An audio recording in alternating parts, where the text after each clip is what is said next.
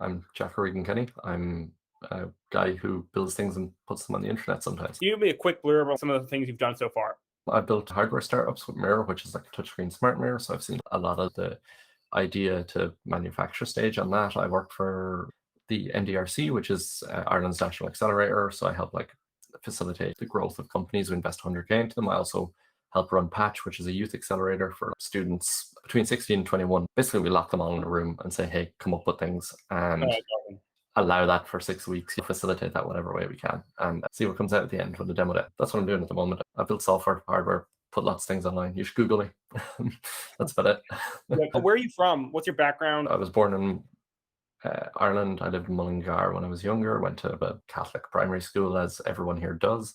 Then pretty similar secondary school, like nothing exemplary. Became like a competition kid, like one of those really annoying ones who was like doing like BT Young Scientist and stuff like that. I had moderate success with that. I got really into programming because I wanted to make Minecraft mods when I was about 10. So that kind of fed into, oh, I've learned all these kind of things. How do I apply them? Oh, competitions. And it gets me out of class. The second one was actually a really strong motivator, more so than building at the time. But as I discovered hardware and had the facilities to build physical things, I really quickly fell in love with it. I was also plumbing with my dad, just that kind of tactility around making things. I loved it. I went into projects, like my first big one was called I Spy. It was OCR model that basically monitored what kids did on their devices. So instead of being reported to at the end of the day that your kid looked up like how to make bread and stupid things, it would actually just use this model to only log like when a kid is doing something bad and then report that to the parents like immediately. That was pretty cool. Totally screwing over your friends at that moment, but okay. It was to replace the one they actually had.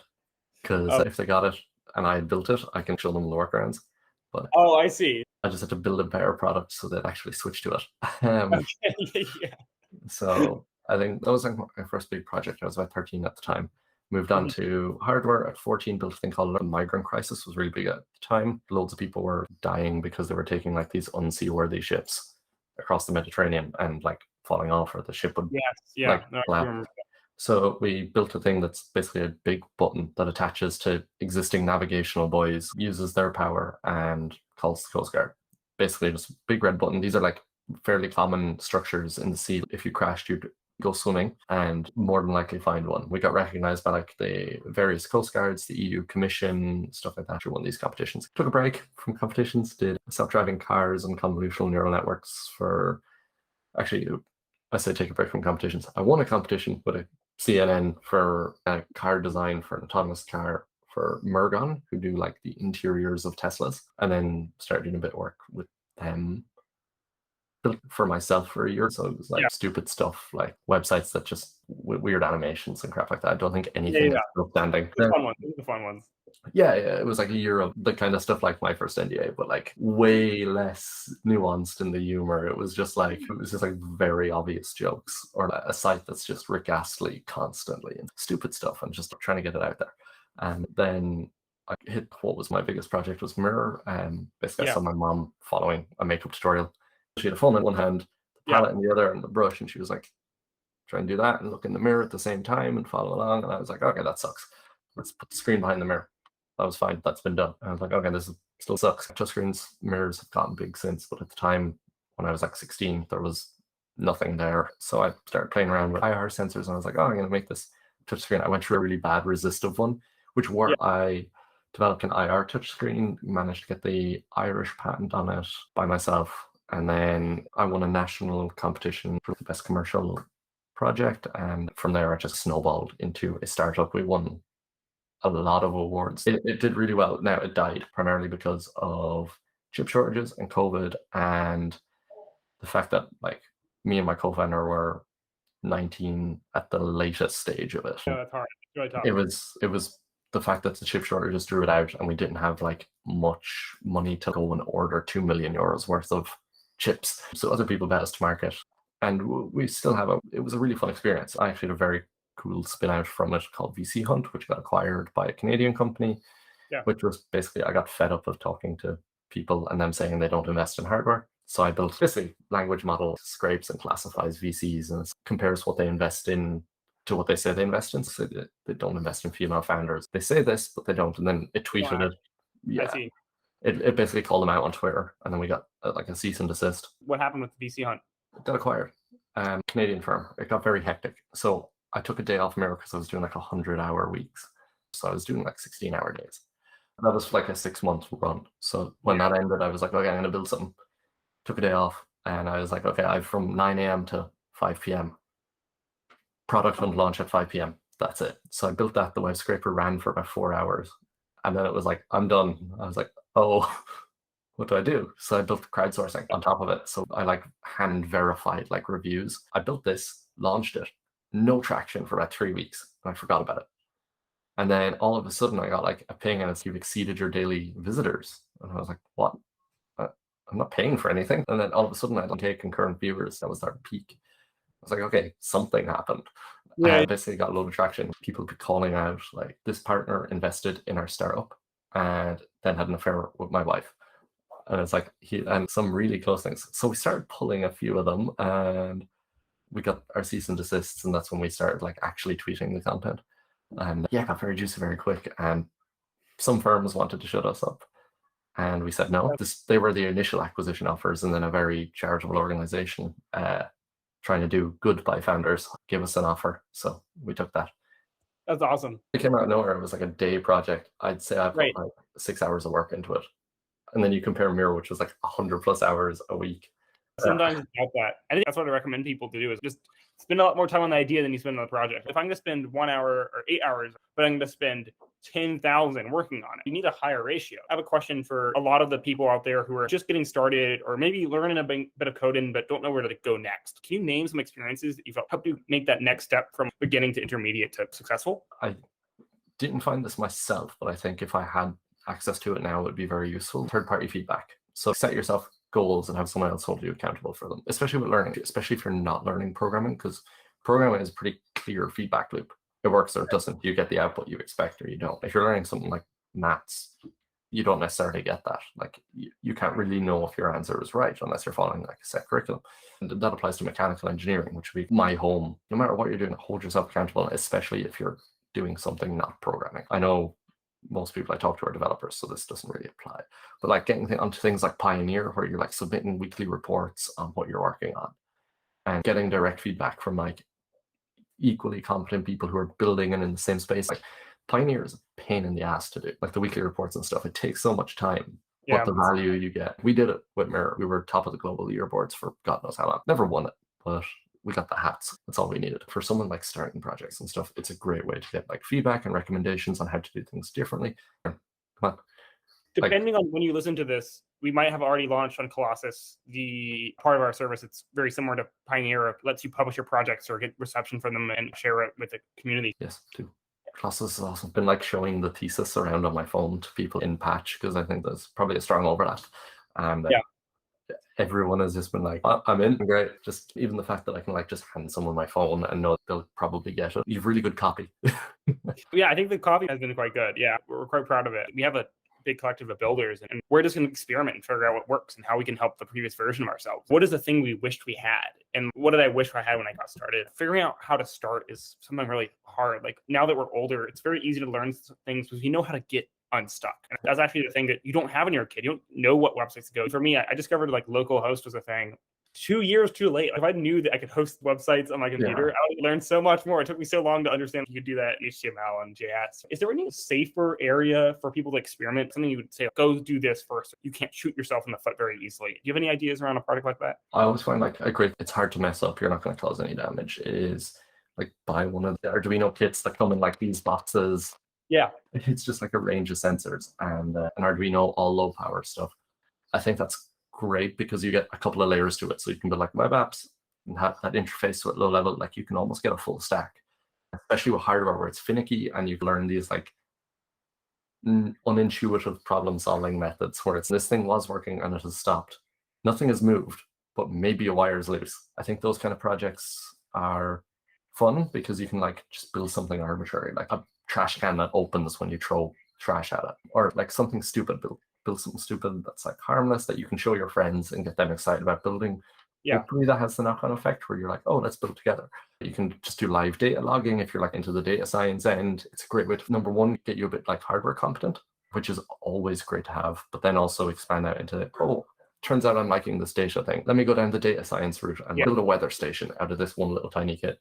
Or I'm really into like, encryption. How quickly can I get this processor to encrypt stuff? Totally. There's so much depth in that space. Every direction you go, there's more things to explore. Build something stupid could be my motto. I think that's the best thing you could do. You learn so much by just doing something you love and kind of laugh at, and it's stupid, but that makes it better. It's fun. It gets you excited. I think Miguel always says like debug your way into learning, which is go do a project that doesn't really matter what it is, but make sure it involves something new that you're going to learn or something you're going to explore. And so I really want to build this stupid website, but it forces me to like mess around with an Arduino or use an IR sensor. And then because of that, you end up learning, and then you have that experience. Seemingly I give okay advice.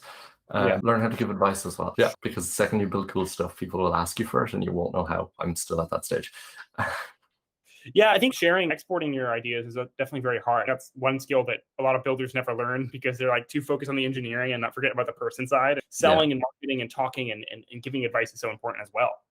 Yeah, I find builders lately have either gone into one of two categories. Like I've seen these people I've worked with, they've gone into like heads down building, or they're gone into writing Twitter threads and sharing like their Roam network graphs. Not a fan of either. There's some people I meet in the middle who like document their projects really well. I think blog posts are great. Like just write it up and, hey, here's my process. Here's how I started. Here's where I messed up and broke my Arduino. Here's where I ordered another one. And then here's how I succeeded. Yeah. Write that up and send it. And you don't know, maybe as you said with your kind of project, like maybe a month down the line, tons of people like it. I launched a chess engines website and turns out I got like 2 million hits over a month. And I was like, I didn't even know too. I had the same experience. I was like, wait, why is like my Vercel charging me? That was basically that I wanted to build the chess engine. I gave myself 2 weeks to finish. And at the end, it sucked. Honestly, it was not that good. But I was like, you know what? Like, I'd want to have something that finishes. And if it's not that good, at least I can make a blog post. And that could be its own point where I can quit. Also, being genuinely interested in things is how everyone succeeded, right? If you look at who's like a successful entrepreneur or knowledgeable in the space, every single one of them did it because they were interested. Oh, 100%. Like most of the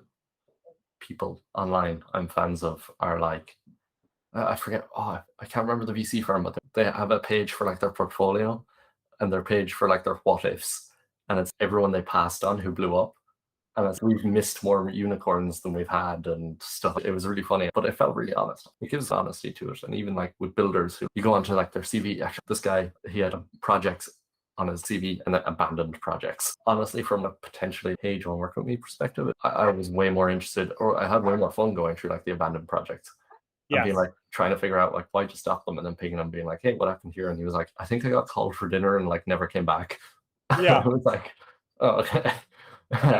Or what was it? Oh, I like my computer crashed and I gave up on the project. I love that. So imagine you had a restart right now. So you're back to before you ever got started building. You could give yourself advice on the perfect life path or building path to get to where you would want to be. What would that path be like now? Yeah, I started with like Lua rather than HTML or anything like that. I was like, oh, Lua, because I think it was Gary's was what I was aiming to develop for at the time. I'd probably tell myself like keep going with that. And one thing I made a mistake in was I went like very quickly into HTML and Scratch, and I probably spent about 2 years in that when I shouldn't have. I got very comfy and stopped trying things. So I would have probably advised myself to like never pick up Scratch because it was too easy to pump out things that got just enough praise that I got my catharsis and would just do it again. So I probably like forced myself into C, because that's what I find myself using. I probably had myself into like harder things a lot sooner. Harder things. Because when Mirr rolled around and it was like, oh crap, I have to write firmware from the ground up. And I'd never really done any like solid hardware or a full stack project. Like we built our own OCR model, like word detection model for the cyberbullying app. The child monitoring was fairly cookie cutter. I was talking to my friend recently, and he's been teaching himself web scraping and doing all these kind of fun like starter projects on Python. And he's like, wrong whale is the fact that every single YouTube video on Python only covers the same 5 minutes. Like every HTML guy does the same dumb project. Is there any like advice you have to finding harder projects, or maybe even examples of harder projects you might pursue? So in terms of finding harder projects, I think you kind of hit the nail on the head there. Like software is, where do I go next? You kind of need to be guided, or at least have documentation.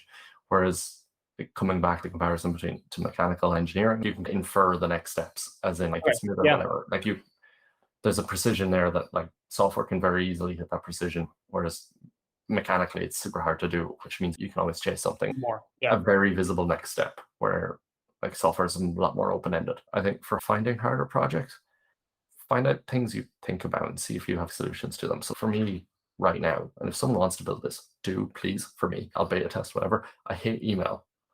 as a whole thing. And I'm going to build like an email client in React and I have a problem. So even though it's like my problem, I'll just build a one-off solution for me. I won't think about making a product. I'll just solve my issues and that's it. And when I say from the ground up, that just means you go down to the base of the problem. How can you solve the problem at every stage for yourself? I love that. I think building for yourself is also, I'd say, the best advice. There's always so much to do for yourself, right? I love the point about mechanical engineering, how there's always a next step. Is there a great hello world product for mechanical engineering that you're going to end up having infinite expansion? My recommendation is always build a 3D printer because... Oh, interesting. Yeah, number one, it teaches you about software, sensing, moving motors, dealing with power conversion.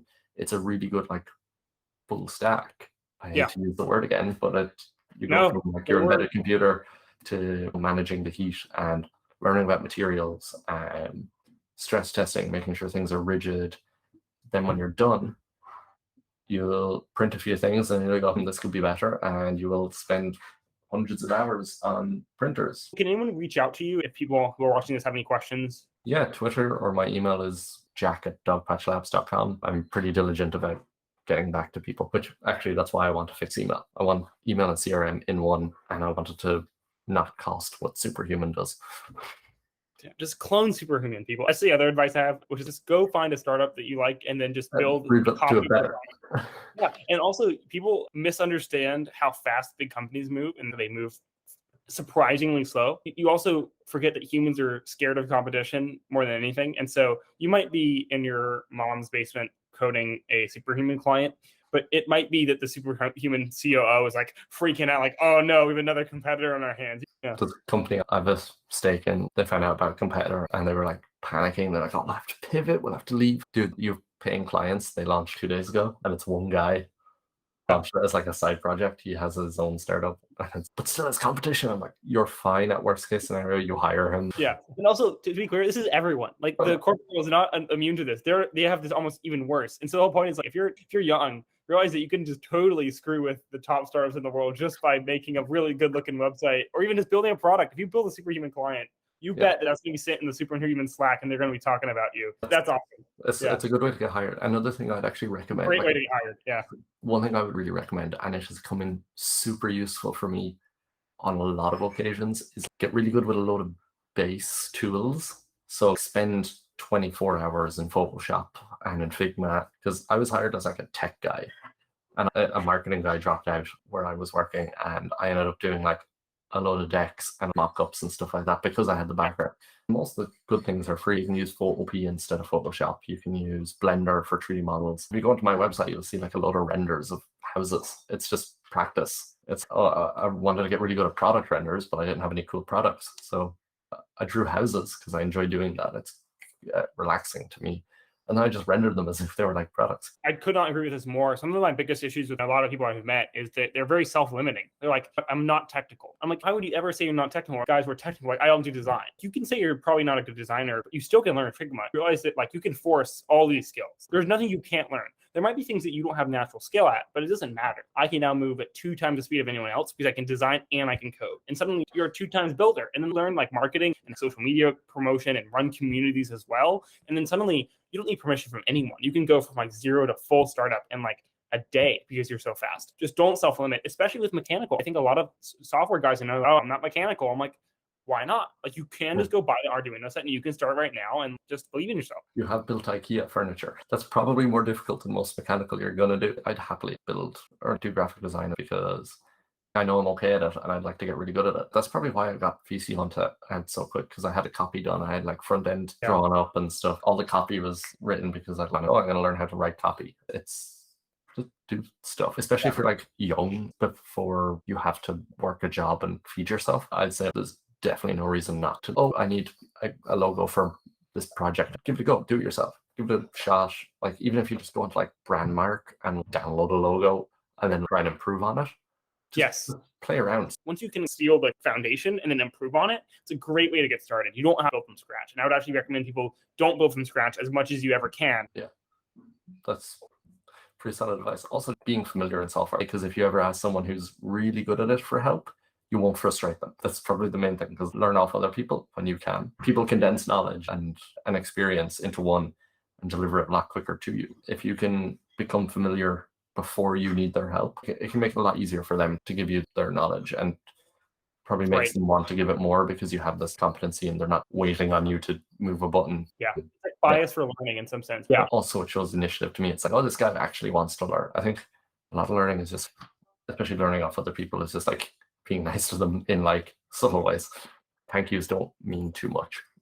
Yeah, just don't forget the fact that even though you're working online and you're doing a job that now is like very modern, like these are your tools, right? I know a lot of people who have learned Google Docs to a really high level where they make like really good looking docs, whether that's Google Docs or Excel or Figma or your coding languages. Or I think a lot of people get to that point where I learned it enough where I can do my job. But I think deep study of the things you're doing are so important. Learning shortcuts or small details or learning the actual tiny little features makes all the difference, and it doesn't take that much work.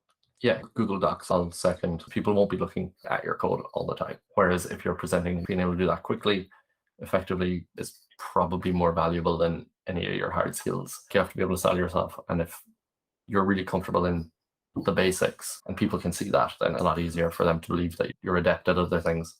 It's selling yourself. Like everyone's a salesperson. Is there any final comments you want to leave? There's a piece of advice I'm trying to take myself, which is don't be afraid to put things out there. I was talking to this guy who's building this really cool thing for like habit tracking. He's building for himself. Once he put stuff out there, he's found it a lot easier and a lot more rewarding because like, he's getting customers through this. He's building it for himself and it's made it more fun. So I think don't be afraid to show off about the failures. It's something I'm really bad at. So do as I say, not as I do. That's the best advice. We all give advice that we wish we had taken ourselves or trying to take right now. I'm trying to ingest that. If you beat me to it, fair play. We'll kind of end the conversation here for people listening. Thank you so much for talking to me, Jack. Thanks for watching my conversation with Jack Kinney. You can reach out to Jack on our website, as well as do the guide that Jack wrote specifically for this episode on how to build these projects. If you're a young builder or want to be sure to check out Colossus. We're building the community and the education platform for all young self-taught builders around the world. See you next time.